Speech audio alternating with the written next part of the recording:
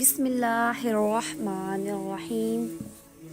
اللہ کے نام سے شروع جو نہایت مہربان رحمت والا ہے۔ السلام علیکم ورحمۃ اللہ وبرکاتہ۔ حضرت ابو بردہ نے اپنے باپ کے واسطے سے نقل کی کہ رسول اللہ صلی اللہ علیہ وآلہ وسلم نے فرمایا، 3 شخص ہیں جن کے لیے دگنا اجر ہے۔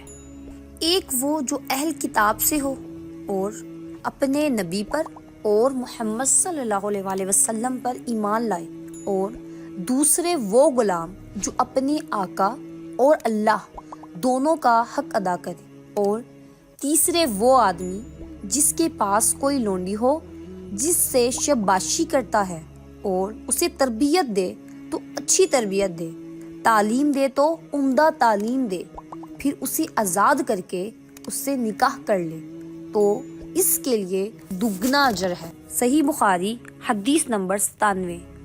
جزاک اللہ خیرہ۔ Subscribe for more videos.